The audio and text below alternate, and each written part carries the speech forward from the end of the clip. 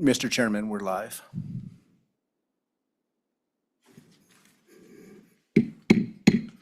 Okay, we'll call this meeting to order. This is the Corporations Committee. Welcome, everybody.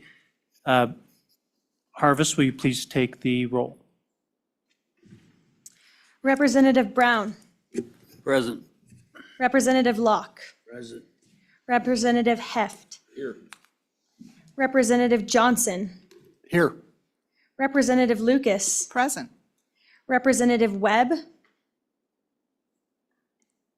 Excused. Representative Weber. Here. Representative Yin. Present. Chairman Knapp. Here.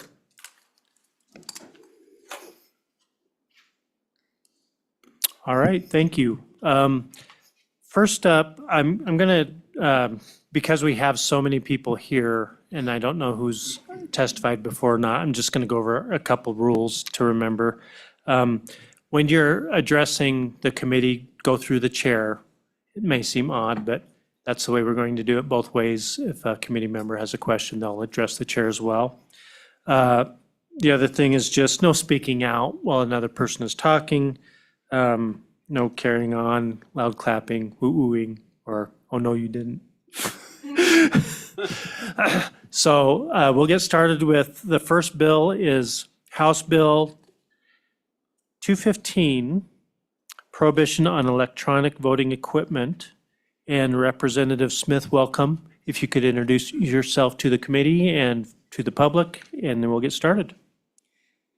Thank you, Chairman Knapp and committee for having me today. Representative Scott Smith for Wyoming House District Number 5, which is the southern part of Goshen County. Today you have before you House Bill 215, which is the prohibition of electronic voting equipment. And in essence, the intro of the bill describes everything these 43 pages are doing. It's an act relating to elections, requiring the use of paper ballots for elections, requiring hand counting of paper ballots, specifying procedures for hand counting of paper ballots, repealing provisions related to electronic voting machines and electronic poll books, revising procedures for the post-election ballot audit, and providing for testing of hand counting, tabulating, reporting systems, and providing for election observers, providing penalties, making conforming amendments, providing for rulemaking, and providing for an effective date. Now, I'm not going to go through the entire bill because you guys have had this prior, but I just want to make a few comments about where this originated from. As you can see, it's like a family reunion in the room from all over the state. It is a large grassroots movement with the majority party, and the reason I was so willing to take on this effort is because with the state majority party convention, they created a resolution mandating that we as a state go to getting rid of all electronic voting equipment. And so that is my heart behind the matter. Unfortunately, the media helps invoke fear with our election systems, and you look nationwide and all the different systems that go through. I do believe this is a good way to get back to bringing confidence back to the electorate. And I will introduce or have actually a couple ladies introduce themselves. And this is a lot of the face of this bill. It started out as, what is the word? It's a ballot initiative that was moving forward. And so that is where it initially started. And so we're just hoping to expedite things through going through the legislature to avoid having to go through the ballot initiative process again. So, but now that one ballot initiative has been successful, hey, why not another? So, go ahead. 1 second, ladies. So I'm going to kind of treat you as co-presenters of the bill. We'll kind of have a different protocol today because so many people came from across the state to testify, and I want to make sure that you have the most time to testify. We'll probably limit it to a couple minutes each. Try not to say anything that anybody else has said, but I certainly, with everybody that came, want to have that ability. So with that, we'll kind of go over the bill and then have questions.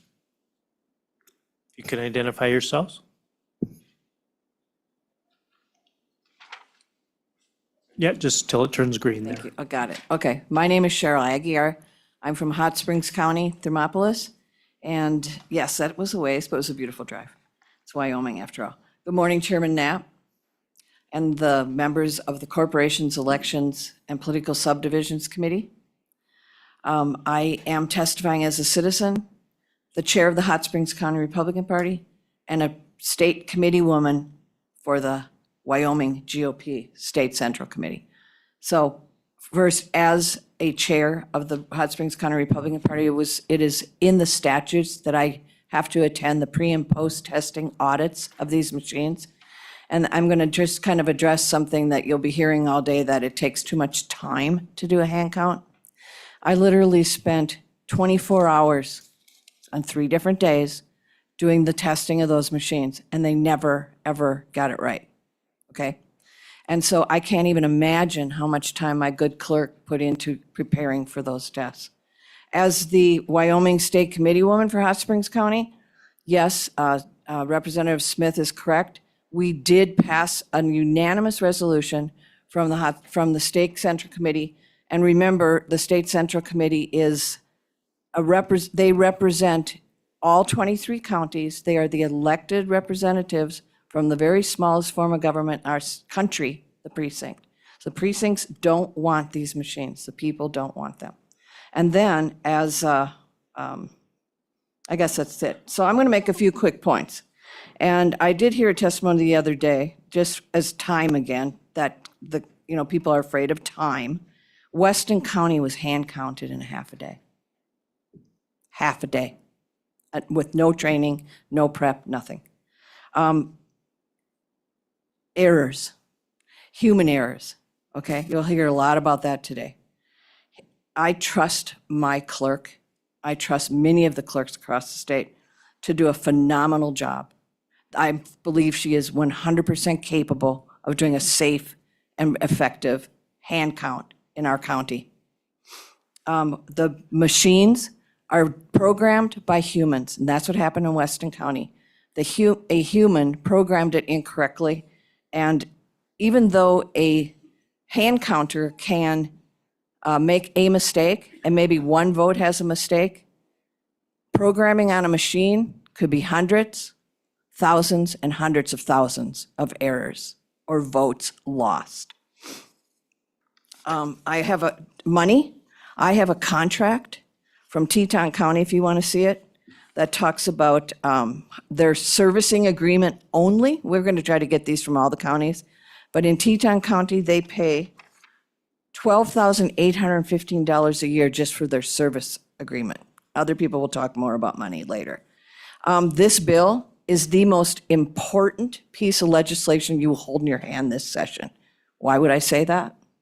If this bill passes, guess what? Wyoming leads the way in being not a slave anymore to these machines. This is the only bill that will be national news if passed. No machines in Wyoming. AI, 2 years ago, we all kind of giggled when we thought about AI. Now, we use it every day. And where will it be 2 years from now? It might vote for me because I don't know what the good of the people are. The length of this bill, yeah, I call it the Moab, the mother of all bills. So I get it, but we are a culture of 15-second videos and one-page bills. There is a reason this Moab is this big, and that is because it is thorough, okay, procedurally. The County Clerk Association, this was a ballot initiative. We put it in last January, and the County Clerk Association sent us 7 pages of edits. We did every single edit they asked for, except the amendment you have in your hand. For some reason, the LSO doesn't have that through, and it's just a simple fix. So, but the county clerks, they did not say they agreed or disagreed with doing this, but they were extremely helpful. The last thing I want to just say is fear. change is hard. And this is really scary to think of doing this, but we did it for 100 years. And I had a sort of an epiphany on my way down here yesterday. I have never heard one subject matter expert, an individual, say, hey, these machines are good to go. We have a lot of individuals who have just taken their own time, their own money, and they say, dudes, these machines are bad. Think of all the things you've seen in the news, but not one subject matter expert has stepped out of the closet and said, hey, I'm going to go around the country telling everybody these machines are good, except for the owners of the machines and politicians, and maybe people who are afraid for change. And that's all. Thank you very much for your time, and I sit for questions. All right, I think we'll go ahead and have you, and then if we have questions for any of the three after that, we can. So go ahead and introduce yourself. Very good. Thank you very much. My name is Jill Kaufman, and thank you, Mr. Chairman and board members of the Corporations Committee. I'm a business owner in Platte County, and I'm also here to represent Cause of America and also our local committee people. Our town was really concerned, I guess our whole county was really concerned with the elections in 2022. And so they incorporated myself and a few other people to be the kind of research and see what's going on. So what I'm going to share with you is that we are 100% for this bill, and that's why we worked with Cheryl as well to work with a really good, solid bill. But I'm going to go through rather quickly. You guys have handouts that I had sent through the email, and you have all this information in your hand, but I'm going to go quick. And the reasoning for that is we are all used to Cliff Notes. And I'll be glad to explain anything thorough after the fact. First of all, do you know that Jay Johnson on January 6th of 2017 declared that election systems are considered critical infrastructure? That puts us under national security and federalizes our elections. DHS and CISA oversee our elections and are supposed to monitor remotely. Our antivirus and Windows updates were outdated and for our primary and general elections because the last update was May 23. Windows 10 will not be supported after October of this year, so we're going to have to either invest in new equipment or some massive updates. In our statutes, we must follow EAC guidelines, and that's according to 2211-103, and that is the law. The EAC voluntary voting guidelines 7.4.2, that states that everything has to be current. The certification of our systems from EAC have a disclaimer saying that there's no warranty on it. The clerks have a step-by-step guideline from ES&S manual and a disclaimer at the back of that manual that says it will be void if it's not followed to the T. There is no air gap when we have our clerks go and download the election systems from the ES&S website. The air gap is lost. In our contract, ES&S retains all proprietary rights. And also all the component companies of our systems retain all proprietary rights. And all of those components are purchased from overseas, probably 90-some% worth. I found 90, I don't know if there's more. They also have proprietary rights and accessibility 24 hours a day, 7 days a week. Wyoming carries cyber liability for $2 million per occurrence. And it's just a question of why. In ES&S contract, we also carry commercial crime insurance to cover crime, including employee dishonesty coverage for a limit of $1 million. It's quite interesting. LNA testing did not go according to our statutes in the last 3 years of election cycles. So yes, that's correct, 2020, 2022, and 2024. HAVA equipment requirements for disabled voters and logic and accuracy testing was not done correctly and not tested thoroughly. All the counties signed a certificate stating that the systems were up and running and ready to go for elections and proceeded accordingly, although we did not pass our logic and accuracy testing. Who is standing up for the people? Well, we have Wyoming GOP. They're standing up and they are holding to account at least one situation in Laramie County. And we appreciate what they're doing. The challenge is that it's huge cost in Laramie County. So we can't see the rest of the counties being held to account as well. Also in Wyoming, the state statute limitation is unlimited. Do you know that Weston County had both human and machine errors? Humans handle everything. They even program the machines. The humans program machines from other countries, from other corporations, and they just want to sell products. Okay, why we want to have HB 215? It will remove the voting systems in the corporate-controlled government entities and return hand counting to the people and the control of the people. We also, in this bill, provide for HAVA and the disability. 215 has penalties for the following, for all the procedures. 215 will build a trust with the people to begin to believe that our officials are truly elected and not selected.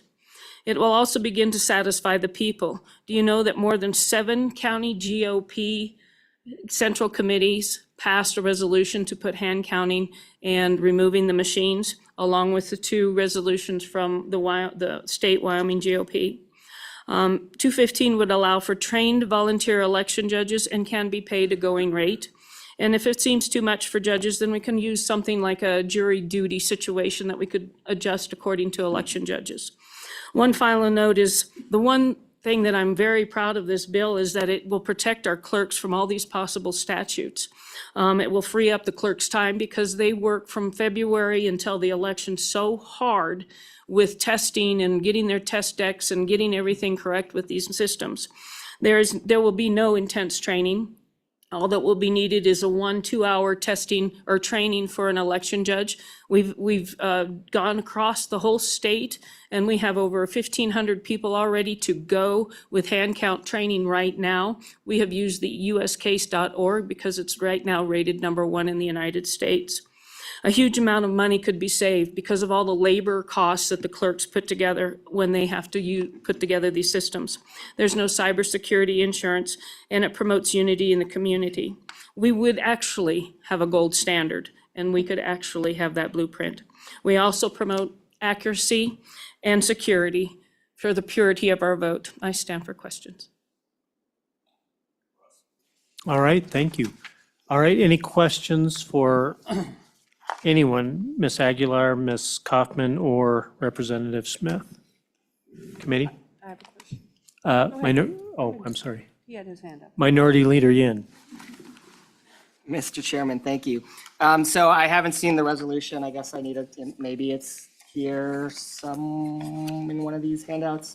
So I don't know exactly, what's in the bill, but from my reading, I guess, very quickly, it seems like it's getting rid of basically every electronic machine that we have, except for ones that can basically mark a ballot for disabled folks, and then hand tabulating all of the votes. Is that a good summary of the bill?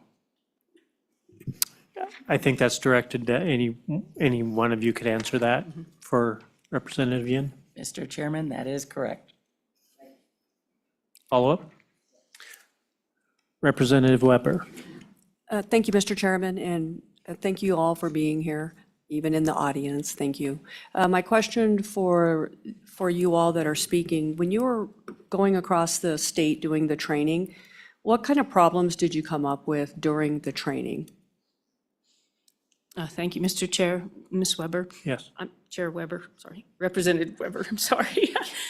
We had, as far as problems that we had, when we went through the hand count training, that's the beauty of this system, is we would do a double audit situation with this USCASO.org, so that when we did do the counting of the ballots, we would do up to 250 ballots. It's just like, it actually was from an actual election from Minnesota that we used, and we went through 250 ballots, and we would train people to do that. Some of the challenges that we had, they would have some errors, like they would mark an X instead of whatever, so we'd all stop over. The great thing about this system is that you can go with a certain amount of ballots, 25, 50 at a time, and it's just like our election judge system that we use now in our precincts, because there's 2 election judges. You mark everything, and then you always double check. You mark, and then you double check. And that's the same thing, the way this system is put together, so that when we're actually doing the hand counting, we are doing an audit at the same time. And so when you get to the end, it's 100% correct. Was that what you were referring to? Yes, thank you. Yes, Representative. Thank you, Mr. Chairman.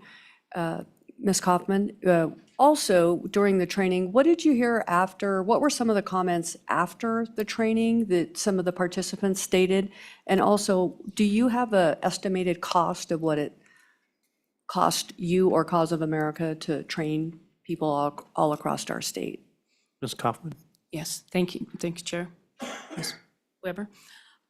We had a lot of people were asking about the time constraint at the end, and we said that these are usually done a little bit slower than the actual counting, but they would all be done by 10:30, because I believe that's what's our statute now.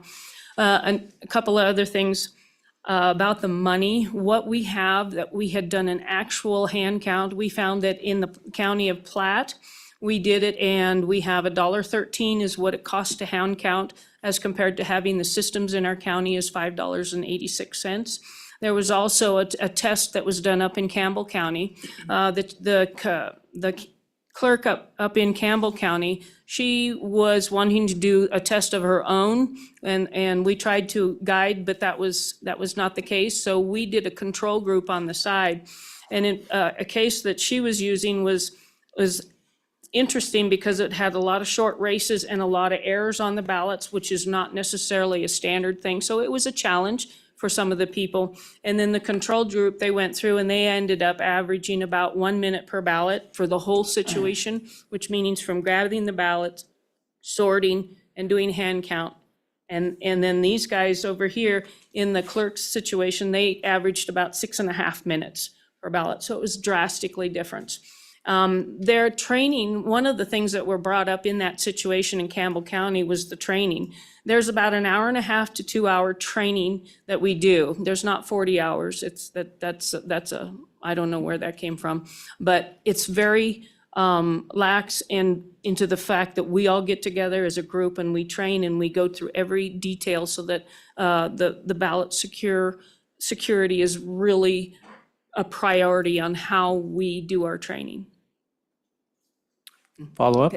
Can I make a comment to the question, Mr. Chairman? Yes. Or in the bill, there is under one of the statutes that training is, right now they test the machines. In the bill, it does describe that there will be a the clerks will prepare a public demonstration or test of hand counting. So they get to practice. It's not like it's going to just come out of the blue. Thank you. If that helps, thank you. Representative Smith? Thank you, Mr. Chairman. And I will say I've been through one of the trainings, and it's very easy. And you have a page, and it has, you put, the candidates are listed at the top, and it has 100 bubbles under every single candidate. And so 2 people are sitting there looking at the same ballot, and they say, okay, candidate A for this race, candidate B for this other race, whether it's school board or commissioner. And so they're all listed on one page. And so you have 2 people verifying that the right thing's getting called off, and you have 2 people making the checks. And as long as the 2 people making the checks are accurate, and then tallying down and tallying across based on how many ballots you have is very thorough and accurate. So. All right. Yeah. May I add one thing? Yes. This is the expense that you need to invest into your hand counting. There's a blue pen and a red pen. Thank you. Thank you. Representative Hoff? Thank you. Excuse me. Thank you, Mr. Chairman. For the panel, did I hear correctly that the software on our current machines has to be replaced? Yes, and as in. Through the chair, please. Oh, I'm sorry. That's- Excuse me, Mr. Chair, I apologize.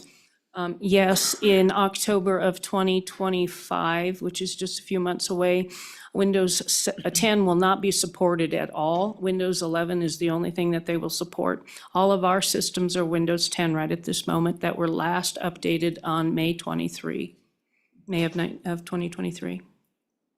Now, I don't know if that, So, I was just saying, I don't know if that entails a huge amount of software update or if it's hardware, because sometimes our systems are originally purchased in 2020 or actually assembled in 2019. So the components inside may not support the Windows 11 system, operating system. Follow-up, Representative? Thank you, Mr. Chairman. So if I'm hearing this right, there's going to be a cost. Do you have an estimate of what that would be? I have no estimate on the cost on what it would be on election systems as far as that. I do know that when we purchased these, it was well over $2 million out of our pocket to initially purchase them, plus we got some grants on that. But we're talking systems all throughout the state that would need to be updated. Hence. And I would have that question too, and maybe the Clerks Association will know this, but how many machines statewide does that entail, do you know?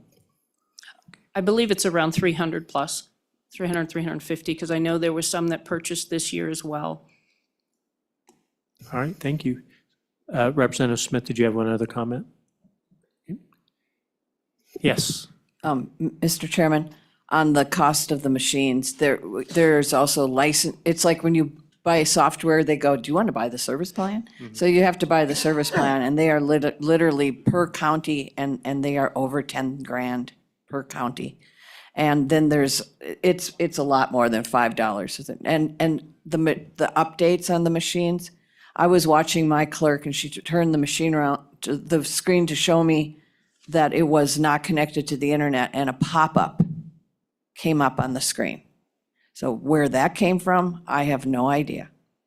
They're not safe. All right, thank you. Okay, we're going to move on to public. Just by a raise of hands, how many people here are here for this issue, this bill, here to testify?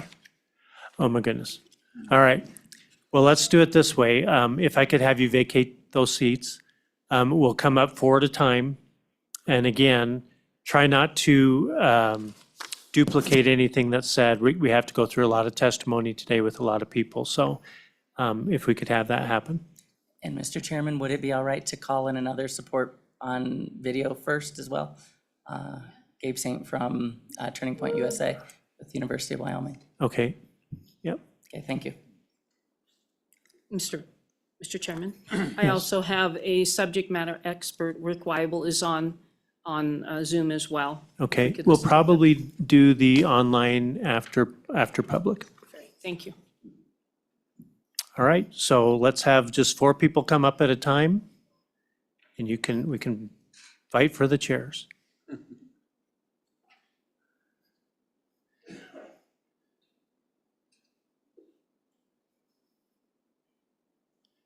All right, welcome. And we'll start on this end first, if you could just identify yourself for the record.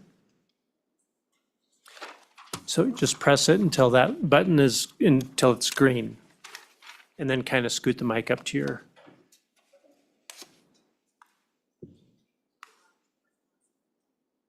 Okay, thank you. All right. Thank you so much. Good afternoon, Chairman Knapp and members of the committee. My name is Lucinda Houchins, and I live in Wheatland, Wyoming. I am a precinct committee woman for Wheatland. We've heard opponents of hand counting repeat the mantra, one you will certainly hear again today. Hand counts are inaccurate, costly, expensive, and time-consuming. But interestingly to me, as the words get repeated, the receipts are never brought. And today I'd like to bring some receipts. If 32 people are trained to count for 4 hours, if 8 four-person teams can count 5,000 ballots in just over 3 hours, at $18 an hour for training and election day counting, that comes to $4,104. And when we add in the cost of printing the tabulating sheets, the pens, the red and blue pens, the printing ink, the time to print the paper, That's an additional $1,250. And how do I know this? We actually prepared materials for a hand count, a citizens' continuity of government plan for this past election. And we kept track of our expenses, the paper, the printing, the labor. So this comes to a total of $5,000, $329, a little over $5,000 to do a hand count in Platte County. You could double that if you did a primary and a general, coming to $10,000. Compare that figure with the annual fee. This is just the fee that our county pays to ES&S for those machines. So that's, in 2 years, that's $22,000. Even if you don't have an election, you pay that same fee. And so the electronic voting machines are more expensive than hand counting. And the myth that hand counts are more expensive is shown to be false. And I think Cheryl touched on the myth about hand counts are more time consuming. If you add in all the time that the county clerks use, they said February, and I know I've heard from April to November on an election year, it's incredible how much time. And we all know the logic and accuracy testing cannot be done in just a few days preparation time. So compare the 32 hours it took to prepare the materials for the citizens' continuity of government, the 4 hours to train. You can learn it in 2 hours, but if you really want to get quick, 4 hours of training for counting and 3 hours to count, that's a total of 39 hours spent, compared to the weeks and months that it takes to prepare for the voting machines. Okay? So don't let anyone fool you into believing that the machines save time. That myth is easily proven. So we're left with the accuracy. There's so many checks and double checks as you hand count, and it's always 100% correct. It's instantly auditable. If, just like Scott was explaining, there's 2 people speaking the vote, 2 people tabulating. And so you can check at any time. If you make a mistake, you quickly recount that batch until it's perfect. It's perfect all the way. It's transparent. You can actually see the vote. And another nice thing about it is you can determine voter intent. The machines can't do that. They'll count it as an overvote. If it's not discernible to the machine, that person's vote didn't get counted. So I am totally in favor of this bill. It's a comprehensive bill. Nothing's left out of it. It's beautifully written. So I am all in favor of this bill, 215, HB 215. And thanks for listening. Thank you. And we'll go ahead next. Yes, sir. Yes, sir. My name is Roy Burt, B-I-R-T. I'm a lifelong citizen of Wyoming, all 63 years. And if I could, I'd like to read a letter from Mr. Clay Parikh, who is a cybersecurity professional. It is dated January 19th, 2025. Dear members of the Corporations, Elections, and Political Subdivisions Committee, please support House Bill 215, eliminating the use of electronic voting systems within your great state. This would resolve multiple legal issues your county officials now face by not being compliant with Wyoming law. The current use of these highly vulnerable, non-compliant voting systems only puts your county officials and the integrity of Wyoming elections at risk. The acceptance and passage of this bill will eliminate these risks. My recommendation is based off of my over 20 years of cybersecurity experience with a 9-year time span of working in multiple voting system test labs, otherwise known as VSTL. Conducting a review of Wyoming statutes and the ESS voting systems used in Wyoming, your vendor ESS has, as well as other voting system vendors, does not keep their systems in compliance with the U.S. Election Assistance Commission, otherwise will be known as EAC standards. The EAC requires all systems to be current with protection against malware, etc., and to keep operating systems, otherwise known as OS, and applications updated as part of this protection.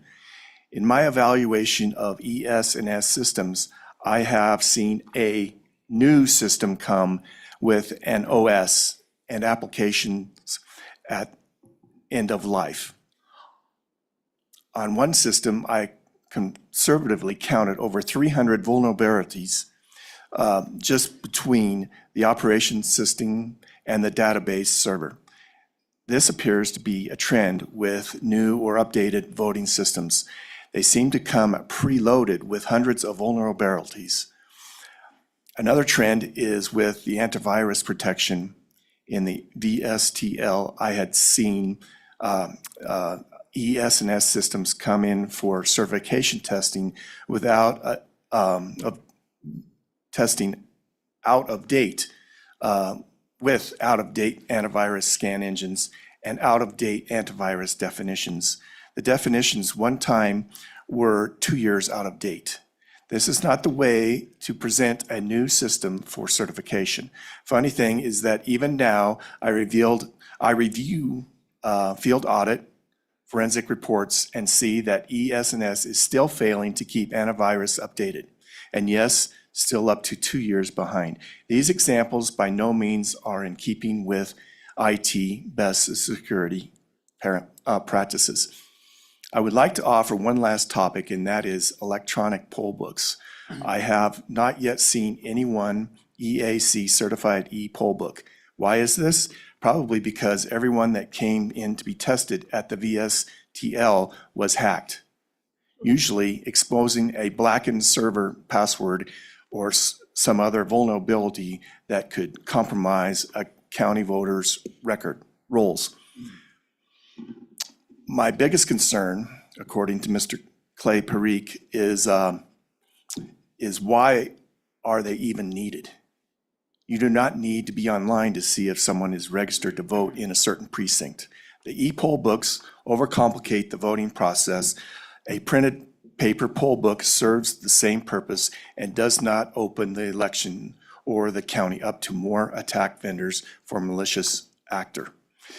Please consider what I have presented in this letter and support Bill 215. Wyoming needs to eliminate the overcomplicated, vulnerable, and untrustworthy electronic voting systems and utilize a hand count system. Respectfully, Clay Parikh, and if I'm allowed to, Mr. Chairman, I'd like to add some personal notes to this, a couple more minutes. We're probably going to have to move on because we do have so many people. All right. I do appreciate you bringing the letter. You got to read the letter, but you did lie about your age too, so. Thank you. Next person, please. Thank you, Mr. Chairman. My name is Rebecca Bexdell, and I live in Jackson, which sounds better than Teton County. I would like to show my support for House Bill 215. None of us are cybersecurity experts. What technology is out there that we don't even know about? What's coming in 2 years at the next election that we don't even see coming? The will of the people, the grassroots, is to have paper ballots. And it's really the only way that we can ensure that the vote is tabulated correctly. Human error, they're even well-intentioned things end up badly. And if Secretary Gray wasn't so sharp, we wouldn't have even known about the Weston County situation. And I don't believe people when they say there's no problem, where's the proof with the voting? What happened that we don't know about? And really the only way to ensure that is with paper ballots. And so I respectfully ask for your consideration for that. All right, thank you. Next, please. Mr. Chairman, my name is Mark Kepp. I'm a resident of Wyoming. I live in Crook County, Sundance specifically. My son and I drove up here this morning, and we'll drive home right after this meeting. I felt it was important enough to make the trip because this is the most important bill before the legislature this year, period. I'm a tech CEO. I run a high technology company developing VR and AR software. I'm highly savvy at technology. But 3 months ago, my Android phone took a bath and was destroyed. And I had an iPhone for testing, so I took over and said, I can use this iPhone, no problem. Guess what? I'm 3 months in, and I still haven't figured out the darn iPhone. I'm a tech CEO. What we do to our county clerks every 2 years is wrong. We force them to use electronic voting machines that are highly complex, highly process-oriented, and they have a risk of criminal liability if they screw up. Look at Weston County. Why would we do that to them? You're likely going to hear from the County Clerks Association. I encourage you to start taking that with a grain of salt, because what you're seeing in this audience and here today is the people want hand counts. So when an association comes up and says, no, we don't want that, well, maybe their local clerk should ask their local voters what they actually want. They want hand counts. So please move this bill. Thank you. Thank you. I appreciate all of you coming from all different parts of the state too to be here. I know it's a long drive and we really appreciate it. So are there any questions? All right, next floor, please.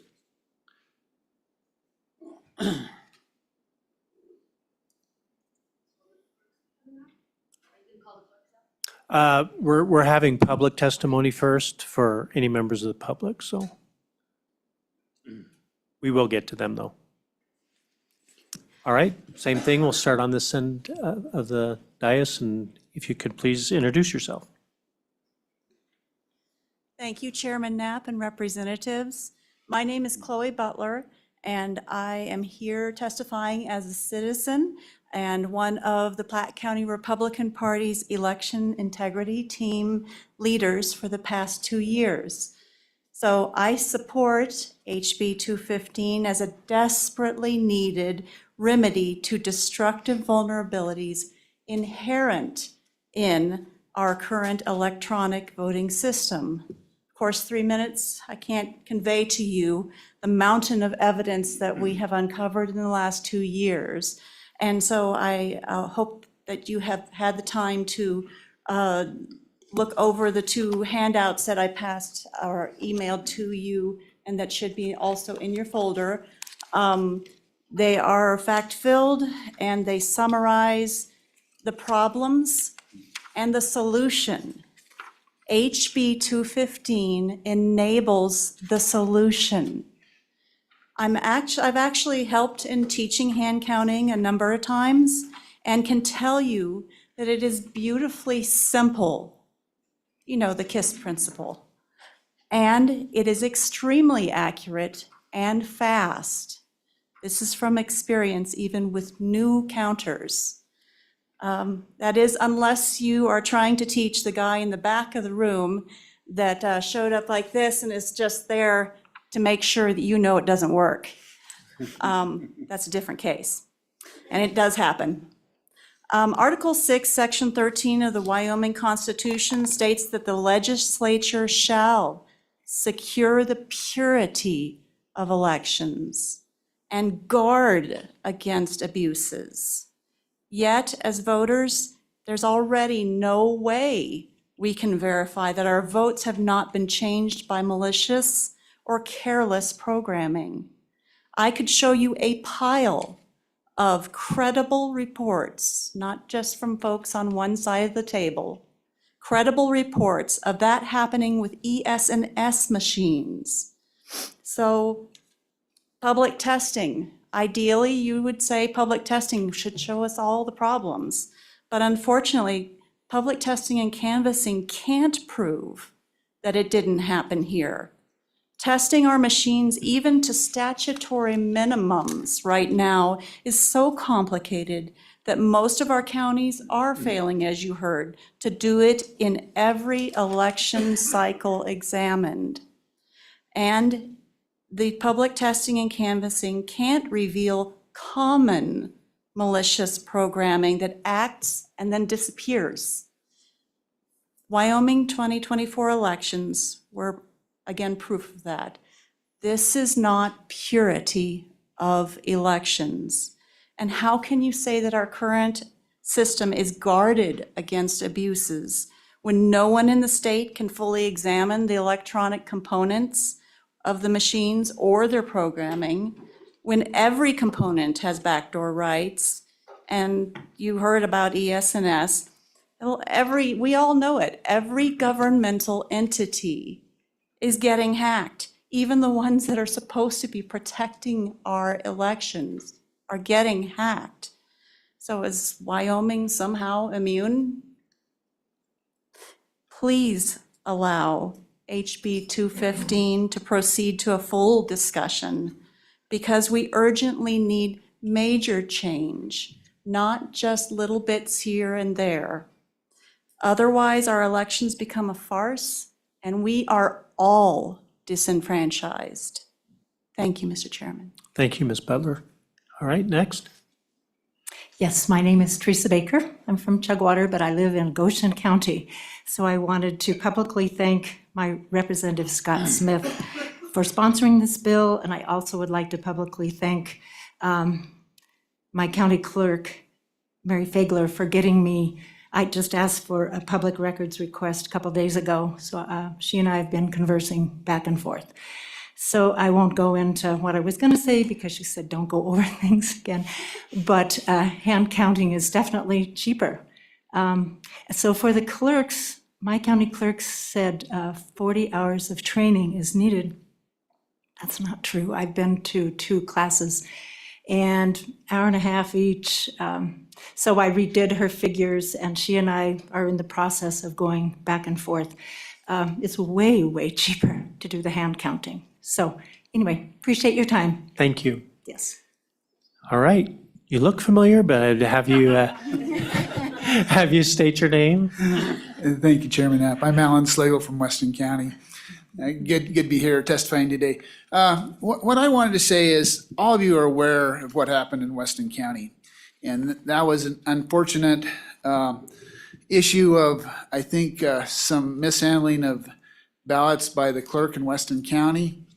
And fortunately, as stated before, our Secretary of State was watching and saw an anomaly of undervotes coming in for that race, and contacted our clerk, and it all turned out. And I guess my main focus is, what I want to say today is, it really shows us that these machines are vulnerable. I mean, they're vulnerable in several ways. They're vulnerable if we have human error, and you put, in our case, there was 2 or 3 different ballots printed for that race, and so there was a change, but the machine was only programmed for the final one, but the other ones were used as well, and so that brought the error that happened. But I guess what I say is, and this was a race where he only had 1 candidate, there was no challenger. So if there had been a challenger, it may have never been noticed that one got all the votes and the other one didn't, because nobody looked at it to see. I mean, it was all the machines. And you go back in and do a recount. Right now, the way our statute's set, a recount, you still just run the same ballots right back through the same machine. So if they're being read wrong, it's still going to be counted the same way. It'll still be an error. So I mean, I think we have that issue. And the thing is, you know, that was a human error because they put the wrong ballots in.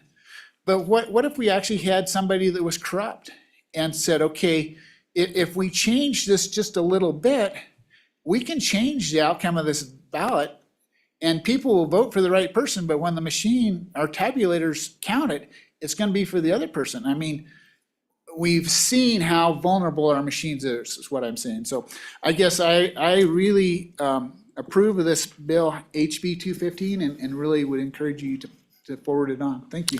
Thank you. And Representative Slagle, it's good to see you again. Thank you. All right, next.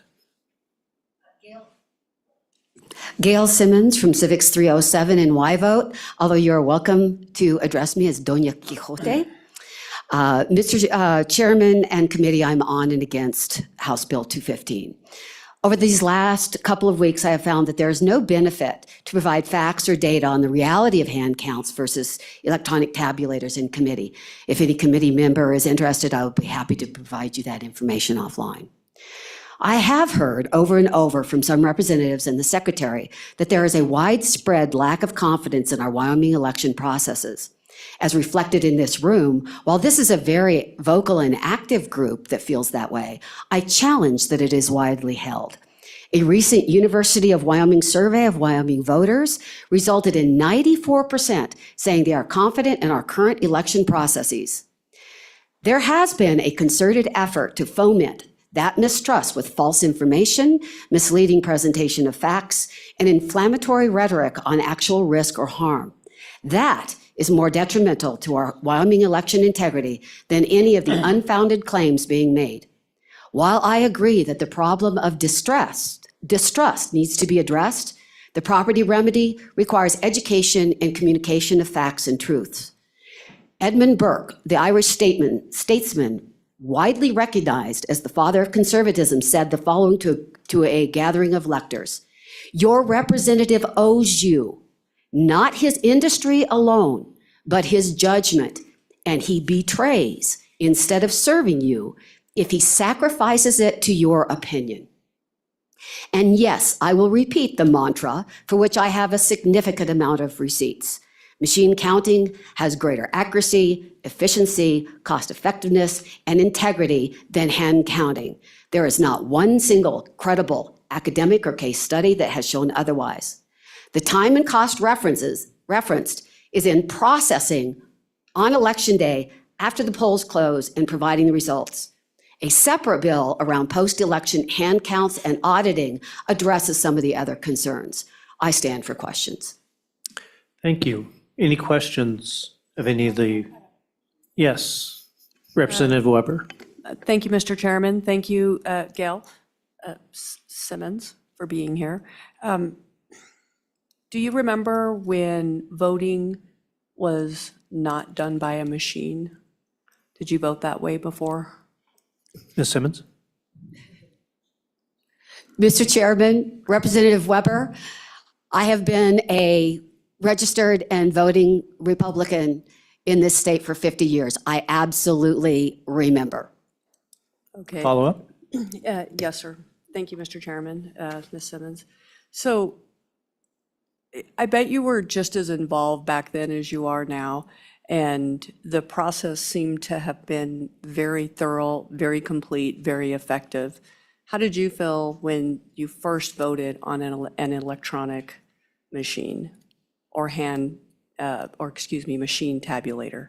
Ms. Simmons? Mr. Chairman, Representative Weber, I also had a party line rotary dial telephone, and I am extremely happy to have an Apple smartphone right now. I think it is a false equivalency. I remember that when we had hand counting back in those dark ages, that it was often several days before the results actually came out. We now have a generation that expects almost instantaneous. And in fact, in Sheridan County in the primary in 2024, people were absolutely furious and concerned and upset that Sheridan County was the last in the wee hours of the night to bring their results back. And that was with machine counting. I don't know what else happened. But there is now, in this day and age, as opposed to 50 years ago, an expectation of very quick results. So when we talk about the delays and the cost, that cost is in having enough people to quickly process these. And the delays are in the time that that's required. And because of human error being driven by being rushed and being tired and requiring education, that actually increases the likelihood of errors. Thank you. Any follow-up? Any other members? All right, thank you. Next four, please.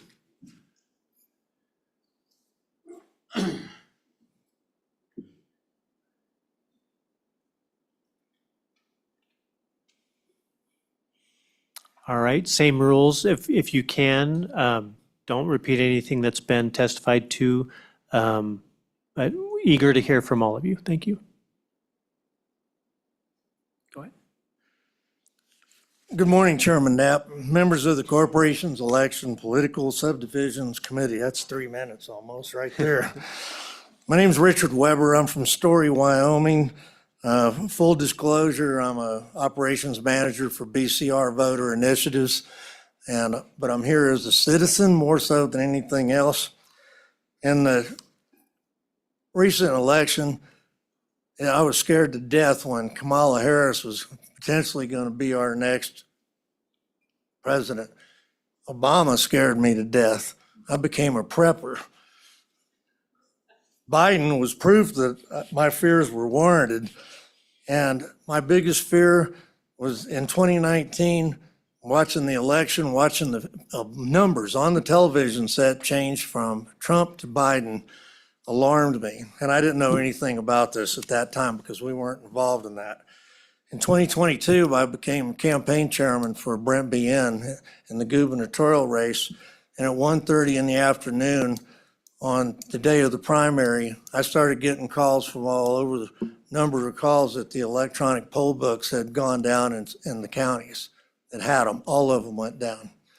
And this was immediate concern. We didn't understand what the process was, what happened or anything else, and we couldn't get the answers. And a lot of people had to leave those lines to go back to work because Wyoming only allows 1 hour to get off of work to go vote. And so all those people left. And so we don't know what the impact was. Now, the next thing that came up, 2024 election, we had a county that did the 1 in 75 audit. We have a minimum of 75 in the audit. If you have an error, you're supposed to trigger and go forward and with the audit, and they did not. The allowable error rate for EAC, Election Assistance Commission, is 1 error in 500,000 ballots. We had 1 in 75, and that didn't trigger any curiosity. The Weston County canvassing boards looked at that. They looked at the Laramie County lawsuits. We had testimony by CJ Young, the election divisions manager on the state canvassing board. That did not trigger an audit or a review. And so our executive oversight commissions are not functioning as they should to go back and have a look. House Bill 2415, this bill strengthens those requirements. So if one of these tripwires are hit, they have to go back and do an audit. And that's the strength of this bill. Electronic infrastructure is dangerously insecure and not susceptible to hacking, machine malfunction, and election day disruption. The states and the federal government spend billions.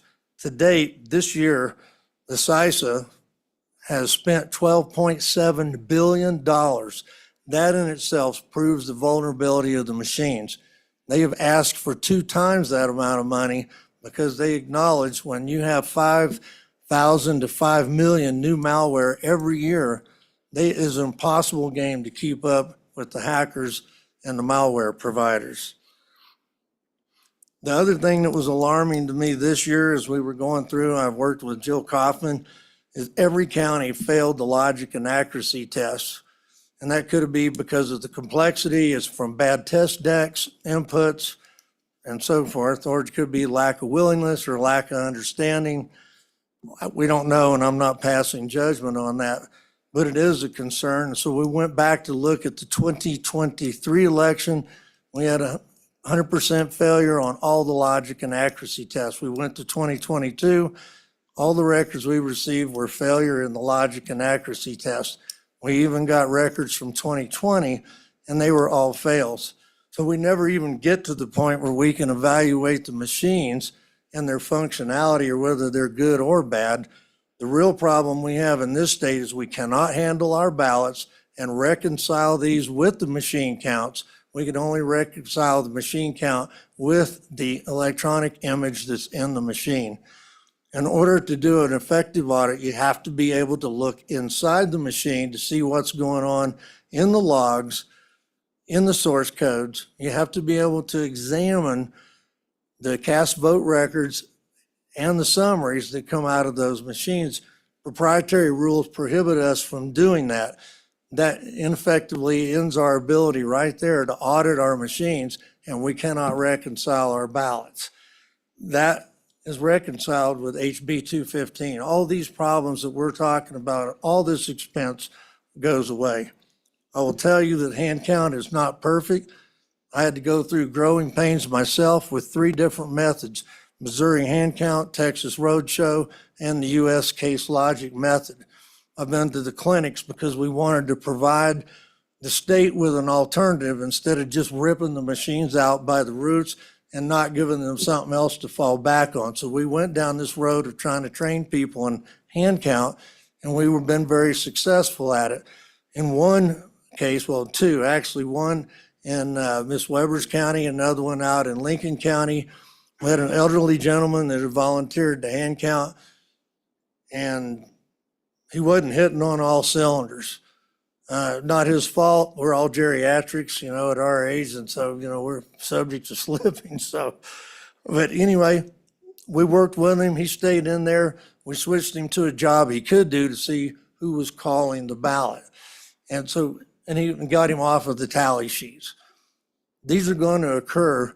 And so we have to look for ways to be successful instead of looking for ways, criticizing the machines, good, bad, or indifferent. Our clerks are overwhelmed. These machines are complex. We have never been able to get past the logic and accuracy tests, and we have no idea looking at this. We brought 4 people into this state that have been in the Secretary of State's office: a statistician, Dr. Frank, who looked at the down ballot races and said there were some irregularities there. There were also irregularities in the voter registration rolls and the purge process. I can't restate for you what those are. We brought in Mr. Rick Weibel, who is a systems engineer who's waiting on Zoom to testify. He saw the variations in the contract. He saw the problems with EAC not guaranteeing their equipment. We brought in Mr. Calais Parikh. We held these demonstrations over in Wheatland, over in Platte County. We've had him all over the state. He testified before the state Republican Party in September. So these are substantiating things. This is not inflammatory rhetoric. These are actual things that we're talking about. If we didn't think the machines were secure, then ES&S would guarantee them, and we wouldn't have to pay them $500,000 a year to pull maintenance on them. So thank you. I stand for questions. Thank you, Mr. Weber. Go ahead next. Hello, Mr. Chairman, can you hear me? Is your mic on? Oh, okay, there you There go. we go. Thank you. All right, thank you. Mr. Chairman Knapp and representatives, thank you very much for taking time to hear my voice. I'm a citizen of Wyoming.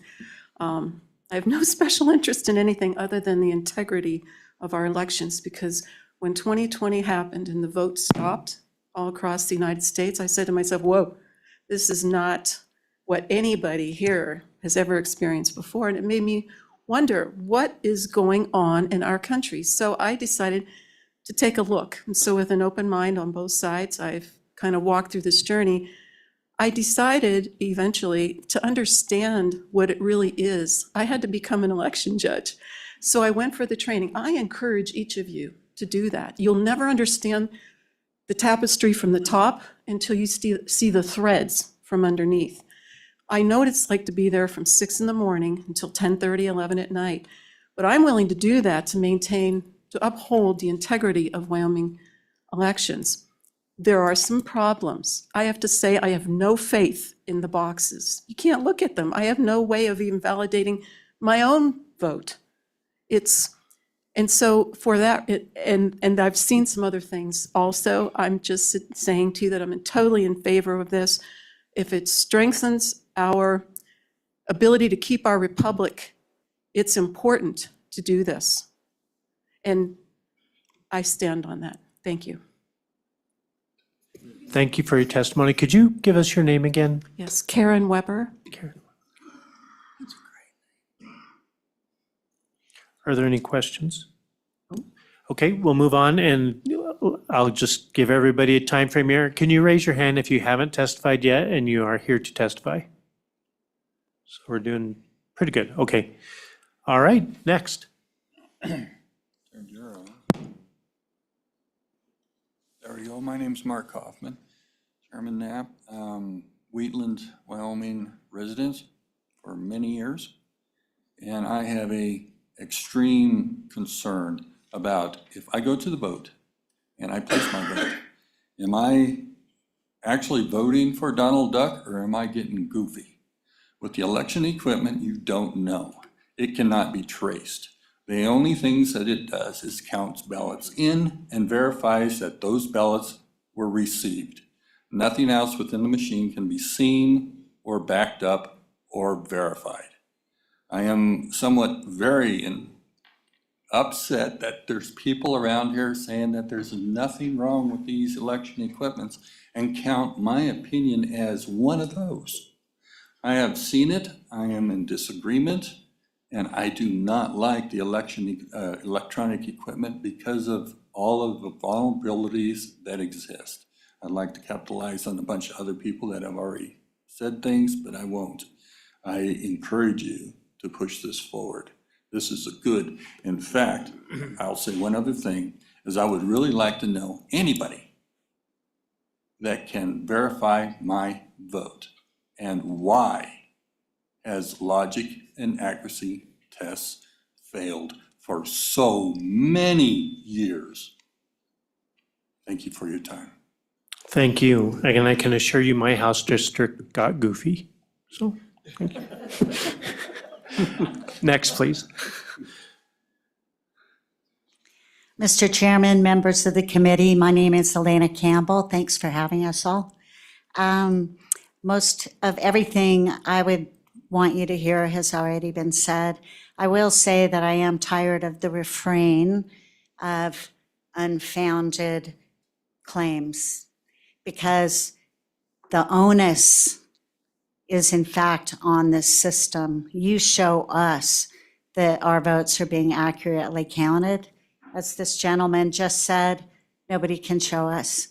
So the onus is on the machines and the selection of that machines. The onus is not on us to prove that there is a problem, although we've been collecting that information for you as well. So I'm really tired of that. I'm also wondering about repeatedly hearing from the clerks and sometimes the commissioners' associations in these bodies, in these committee meetings. They act more like they're lobbyists, and I'm wondering for whom are they lobbying? Because we are the constituents, they were elected, and yet they're really not representing the folks who have been coming to them repeatedly with these concerns. So I do want to make that point. I'm going to finish with a little anecdote. I've been to these logic and accuracy tests. They do take hours. You can do those logic and accuracy tests until the cows come home, and you still are not going to know what that machine is doing with my vote on election day. We just simply do not know. There's no way we can know. But I am in, and I'm talking to the very nice ES&S guy, super nice guy, comes to our state at a cost of over $1,000 to the county per day. And I asked him, I said, well, thank you for showing us that. Can we take a look at the motherboard? We were looking at the DS200, and he goes, oh, well, no. I said, so is the motherboard under this platform? And he goes, yeah, it's down there somewhere. And I said, are those motherboards manufactured in the States or elsewhere? No, they're manufactured in China. We're not allowed to look at them. And I asked him about the security of it all, and he assured me that they have different departments in ES&S. He said, I'm here, I know what I'm doing and how to work these machines on site. We have other guys who develop the technology. We have other guys who are looking at the security of the chips that get ordered in for the use in these machines. We don't really know what each other does. We're not experts in everybody else's fields. And I said, wow, that kind of sounds like the Manhattan Project. And he goes, yeah, kind of like that. So I love the idea of going to hand counts. Final thing, we have the templates. We're ready to go for you guys. We have templates for the tally sheets for it's so simple on the word processing side, but we're ready to go in Sheridan County for every single one of our precincts, for every single race. I realize they change order of candidates per precinct. We're good to go on that. It's all done. All it has to do is be sent out to all of our counties. We're ready to assist our clerks. We want to be there to help them.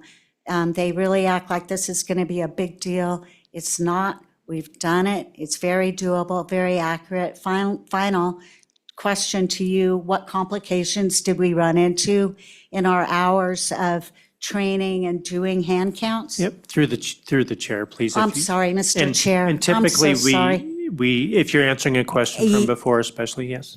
Yeah, just that when you have a multi-candidate race, you have to become very methodical as hand counters. It's the only problem we ever ran into. It becomes methodical at that point, and we did it very successfully. Thank you. Thank you. Any questions? All right, next group of people. And while we're doing that, I just want to say again, thank you for everybody that came to testify today. We may not get through public hearing, but I wanted to be sure that the public got to speak first and that everybody that came down got an opportunity to speak. So anybody else that hasn't spoken from the public in the room? Thank you.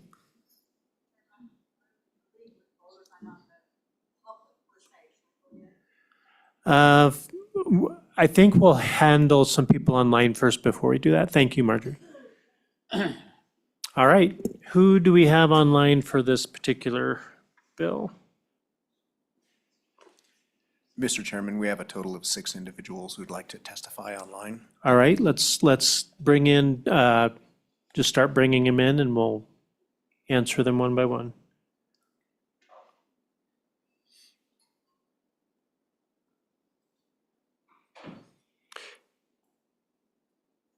Is Ms. Freese speaking as a clerk or a member of the public?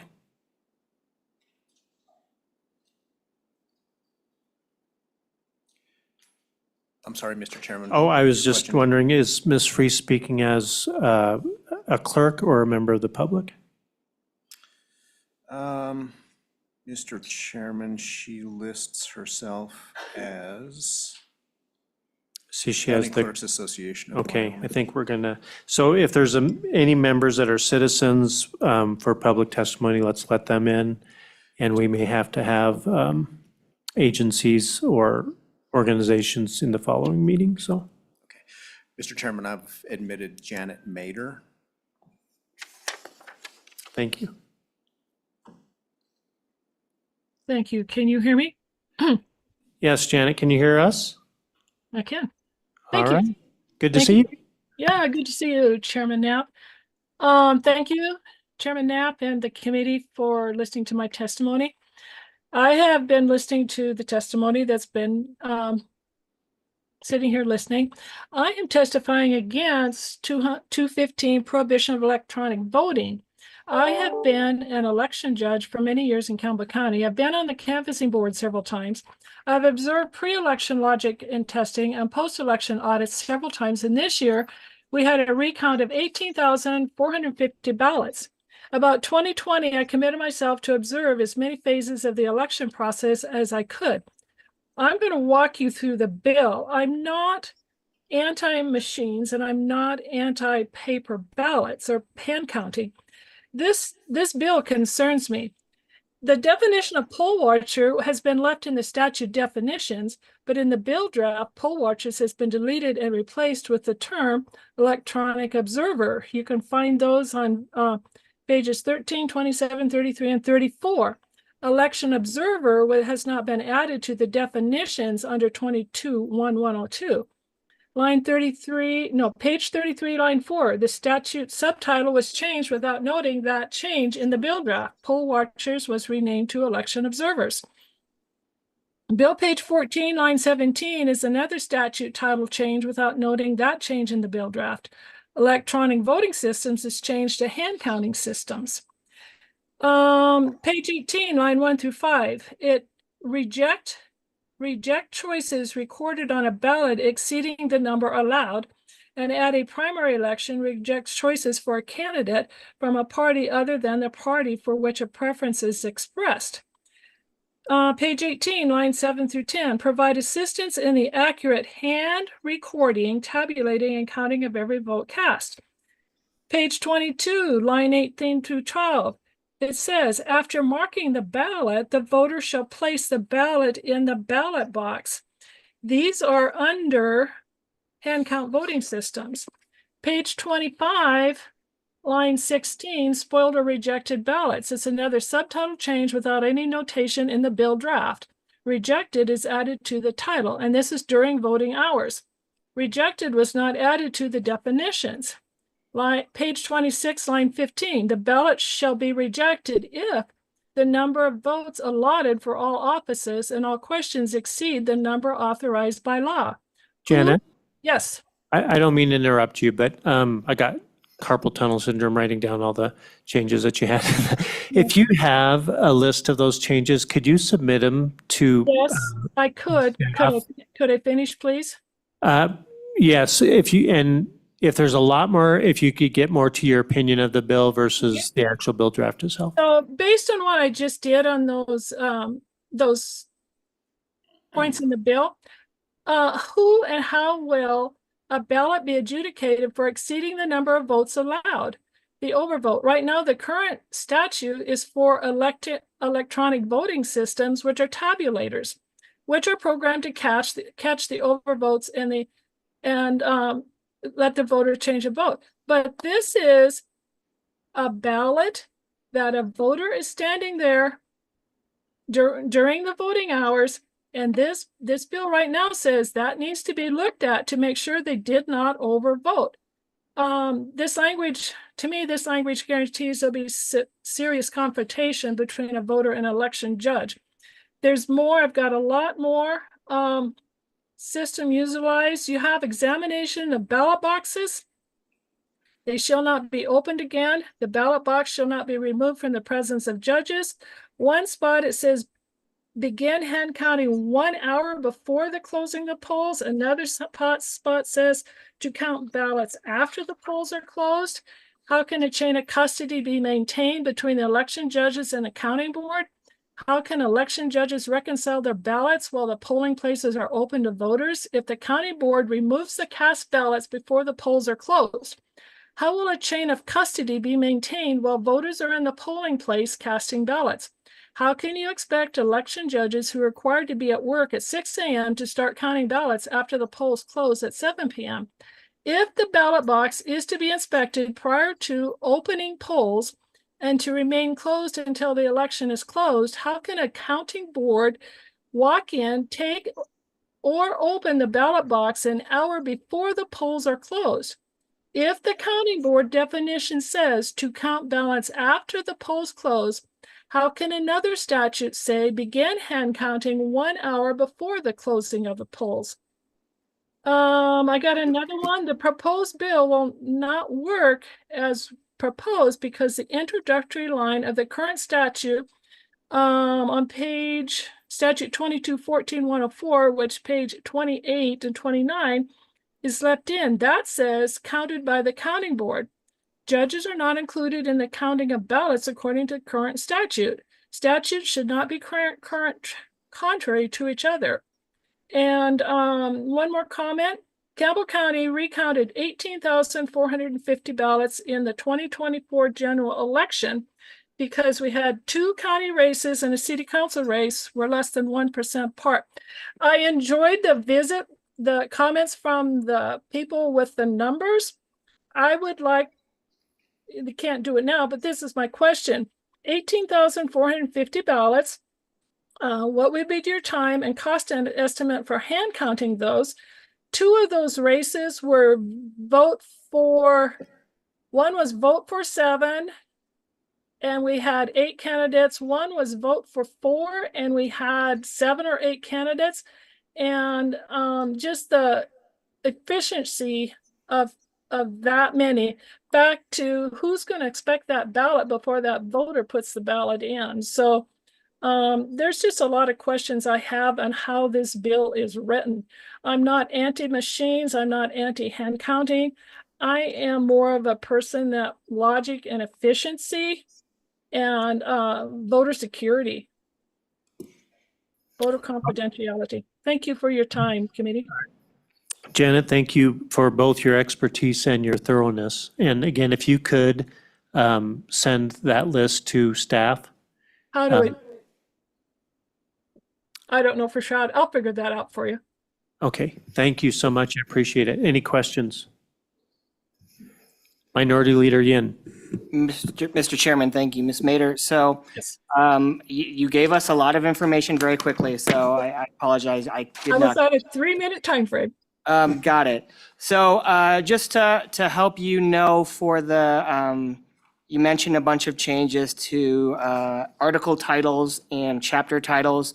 In the bill, in all of our bills in Wyoming, we actually don't mark changes for that. So it just changes. You don't actually get to see the changes, unfortunately, unless you look at the existing law and then go back and forth. So unlike the actual text of the articles and sections, it just shows the new language.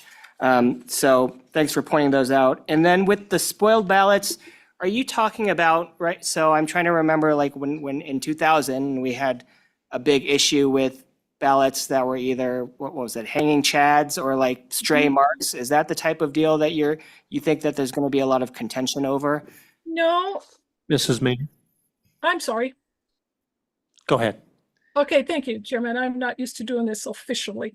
What has happened is they have changed they've added the spoiled ballots and rejected ballots. It became spoiled or rejected ballots in that spot. And so you have your spoiled ballots and you have your rejected ballots. So you got two things going on there. And it's these rejected ballots that are concerned, because a voter can return the ballot to the judge and say, I made a mistake, may have a new ballot. That's a spoiled ballot. Right now, it's well, I don't have that. Well, so rejected choices recorded on a ballot exceeding the number allowed. Reject choices recorded on a ballot exceeding the number allowed. And that is during when the polls are open. So if a voter hands me a ballot, am I supposed to count to make sure they voted for no more than 2 or no more than 4? What's happened, what I think has happened is words were pulled out, words were deleted, and words were put in, but the consequences weren't thought of. So you're doing a hand count, and this is, well, the polls are open in that particular chapter in the title, and you've either got it in the wrong place or it can't happen because a voter is responsible for the marks they make. And I, as a judge, I can't look at that ballot and say, well, you messed up here and you messed up here and you messed up here. Minority Leader, any? All right, thank you very much for your testimony. Appreciate it. Well, thank you. Matt, the only other person I see on here that is speaking as a citizen is Jan Loftus. Is she here for this bill?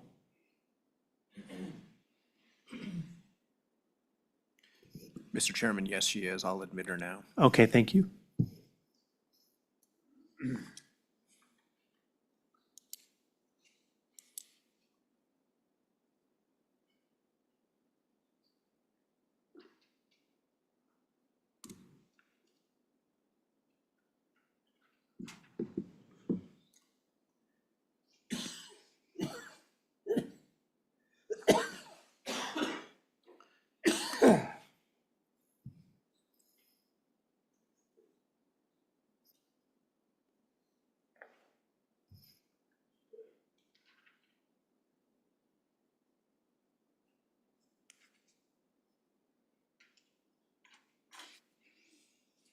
Ms. Loftus, if you haven't already unmuted, and enabled your video. If you could do that now, that would be great.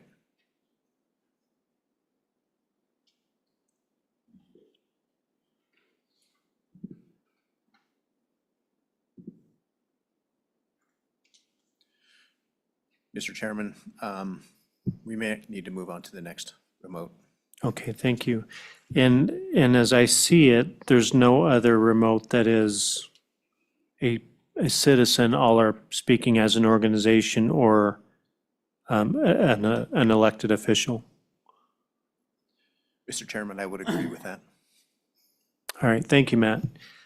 So for a matter of time, because we do have to move it along, I'm going to keep public testimony open on this. Is there anybody here that hasn't got to speak yet that came down for this meeting for today? Because I want to be sure that we do hear from all the members of the public. Testimony has been great. If anybody has any questions from the committee for anybody that spoke that they didn't get to ask before, here's your opportunity as well. All right. Well, I apologize to everybody that's online that is a member of an organization or elected. We will pick this up on Monday to continue on, and we'll get the Secretary of State, we'll get the elected officials that might have been here for this, and of course, the Clerks Association. So with that, is there anything else to come before this committee? All right, the hearing is closed. Thank you.